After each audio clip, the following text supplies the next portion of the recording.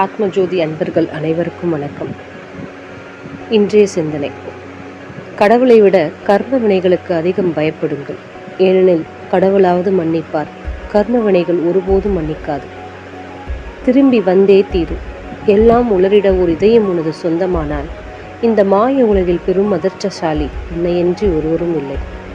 நமது கௌரவம், மகிழ்ச்சி, மதிப்பு, மானம், வாழ்க்கை அனைத்தும் நமது நாக்கின் நுனியில்தான் உள்ளது. உறுதியான மனிதருக்கு தோல்வி என்று எதுவுமே இல்லை. போகும் பாதையில் கற்றுக்கொள்ள பாடங்கள் மட்டுமே உள்ளன. கவலை என்பது கைக்குழந்தை அல்ல, எல்லா நேரமும் தோளில் சுமக்க. கவலை ஒரு கட்டுச்சோறு போன்றது. ஒன்று தின்று தீர்க்க வேண்டும், அல்லது பகிர்ந்து தீர்க்க வேண்டும். கொஞ்சம் படித்தால் கிராமத்தை விட்டு வெளியேறுகிறோம்.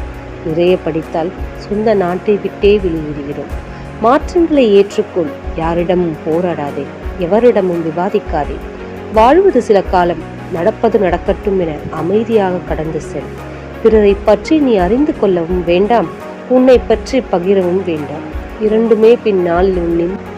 ஆத்மஜோதி அன்பர்கள் அனைவருக்கும் வணக்கம். இன்றைய சிந்தனை: கடவுளை விட கர்ம வினைகளுக்கு அதிகம் பயப்படுங்கள். ஏனெனில் கடவுளாவது மன்னிப்பார், கர்ம வினைகள் ஒருபோதும் மன்னிக்காது. திரும்பி வந்தே தீரும். எல்லாம் உளறிட ஒரு இதயம் உனது சொந்தமானால் இந்த மாய உலகில் பெரும் அதிர்ஷ்டசாலி உன்னையன்றி ஒருவரும் இல்லை.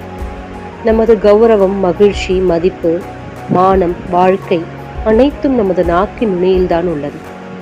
உறுதியான மனிதருக்கு தோல்வி என்று எதுவுமே இல்லை. போகும் பாதையில் கற்றுக்கொள்ள பாடங்கள் மட்டுமே உள்ளன.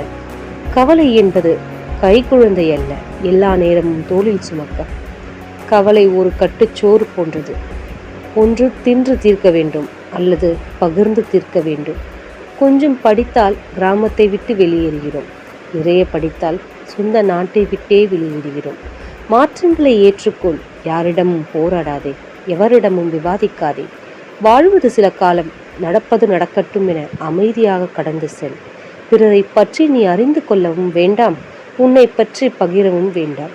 இரண்டுமே பின்னாளில் உன்னின்.